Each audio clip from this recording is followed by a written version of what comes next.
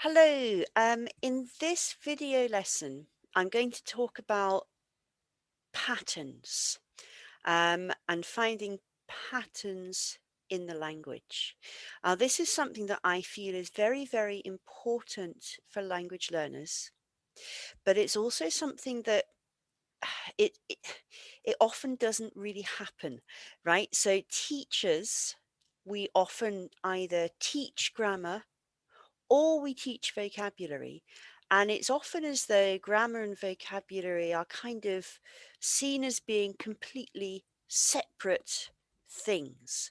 So, if you're working for an exam, you might learn vocabulary about, I don't know, education, and then you might go away and look at some grammar, maybe looking at reported speech.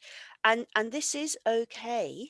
This is how most language learning or a lot of language learning happens. But personally, I feel that patterns are actually more helpful than this. Certainly, there are times when patterns become extremely helpful. And I was teaching a student on Friday last week, so a few days ago, and we had been looking at her homework, which actually was a grammar exercise, and we just started talking about patterns. Um, and finding the patterns was really, really helpful for this student. So I'm going to share these with you today. The student is at the beginning of B1, so she's a low intermediate student. Her first language is Japanese, so the grammar differences between English and Japanese are enormous. So for this student, English grammar is very, very, very challenging because it is so different to her first language. Now, we were looking at narrative tenses. So with narrative tenses, you are really looking at how three different past tenses connect with each other. So past simple, past continuous, and past perfect. Now, for any learner, but certainly for someone from Japan, the differences between these tenses are so hard to see and so hard to understand. In particular, the difference between past continuous and past perfect is really, really tough. So finding these patterns really gave this student something to hold on to so that they can actually start using these tenses themselves, and really begin to get a feel for how this grammar works. So I'm going to share my screen with you and I'm going to talk you through her homework, and then I'm going to show you the patterns that we discovered together. All right, so this is the student's homework. So she had been looking at these sentences. And you can see the instructions. Find and correct the mistakes. One sentence is correct. So you might want to pause the video and do this exercise yourself. You don't have to. I'm going to show you the answers now.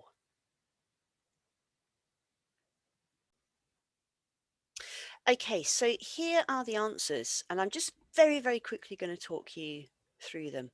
So number one, the problem is this past perfect, because it doesn't really combine well with that past continuous. So this one should be past simple. Number two is the correct answer according to the course book is the past perfect. I had left. In reality, um, in normal speaking, both would be okay. So the past perfect is quite an uncommon tense, and native speakers don't always use it if they are talking about the before past. We only use it sometimes, and that's what makes this tense quite tricky to get your head around. So although the book says it should be past perfect, for me, past simple is actually okay. Number three, this one should definitely be past continuous because you have this containing event and then something else happens in that containing event. Number 4 should be past perfect because you have this before, so we are talking about before past. Again, this is the same. We've got before, so before past, past perfect. Okay, so we've just got a mismatch in number 6. By the time we arrived, everybody is leaving. No, that doesn't work. Past continuous here. Number 7's an interesting one. Um, According to the book, number 7 is the correct sentence. We had waited for nearly an hour before the waiter took our order, which makes sense because you have this. Again, in natural spoken English, past simple would be possible. And also, you could have past perfect continuous. Now, because this is really the beginning of a B1 level book, they haven't looked at past perfect continuous yet. And so they've kind of kept it in past perfect. But actually, this would probably be the best one because we are talking about duration. So we would like to have something continuous to do that. And again, this one here in number 8 should be past continuous. Again, we've got this containing event and another action that is happening within that event. So me and my student, we went through this, we talked about it, we had a bit of a chat, and I was kind of ready to go and do something else. And then I looked at this and I thought, you know what? There are actually some really interesting patterns here. So we started to look at some of these patterns. Okay, so these are the patterns that I found in these sentences. And we started looking at these. So they've been highlighted in different colors here. And then over here in matching colors, I've made a kind of formula almost. It's almost like a maths formula. And we could call these frames.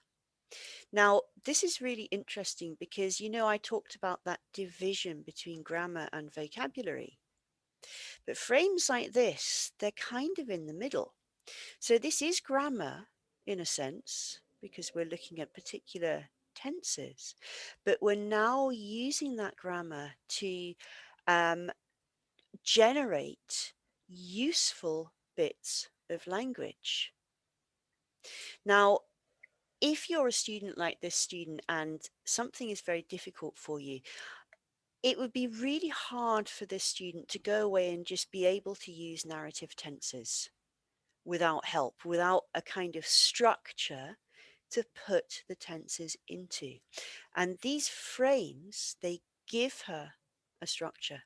So she now can go and use this language because she's got the structure. And I'm going to show you the actual sentences that this B1 level student came up with.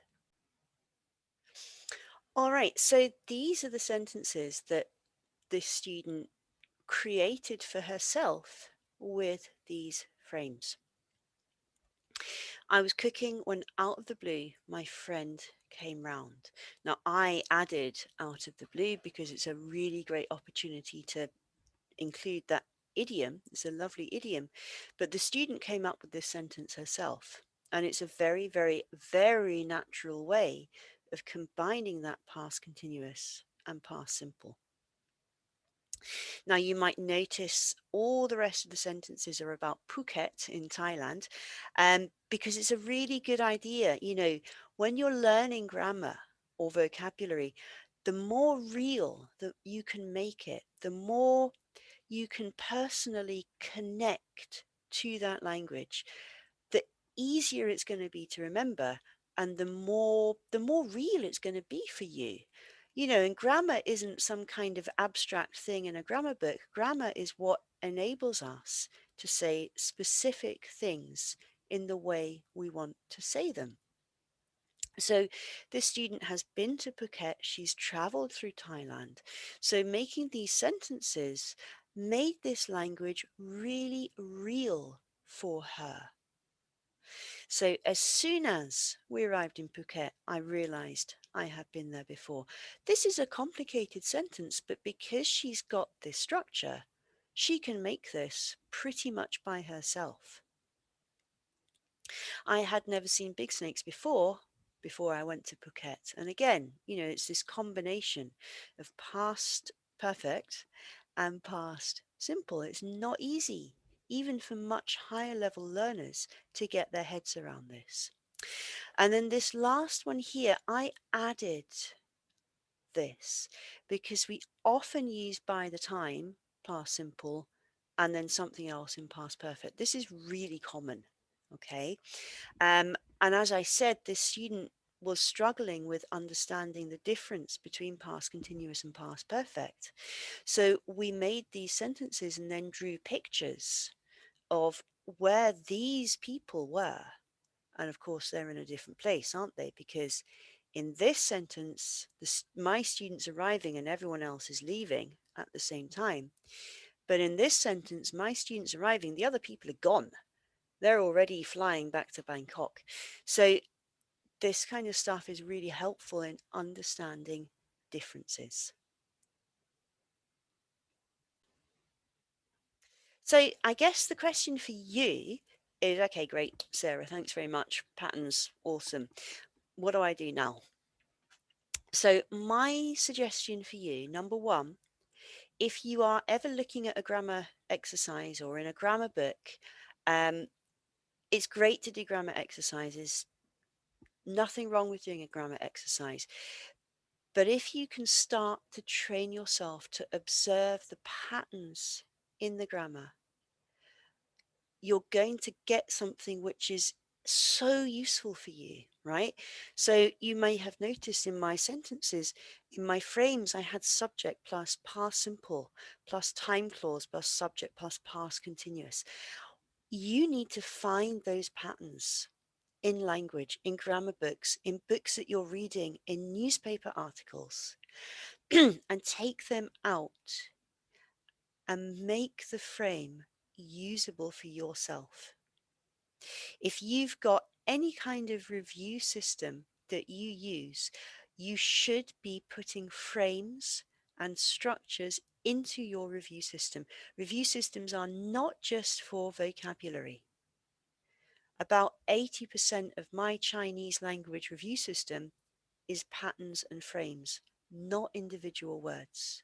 Okay, so you need to be finding patterns, training yourself to find patterns, recording the patterns, maybe making some really memorable sentences for yourself, and then putting them into whatever review system you have, and making sure that you are reviewing them several times a week.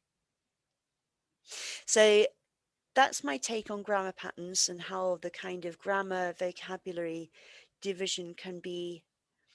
We can kind of combine grammar and vocabulary, I guess is what I'm saying. And it actually makes the grammar much more memorable and much more useful. If you have questions, thoughts, comments, if you disagree with me, please, I'm very, very happy to hear from you. Feel free to leave a comment below, as always. My name is Sarah, and I am an English teacher and language anxiety coach, and I help people overcome the fear of speaking and using English. Thank you so much for watching.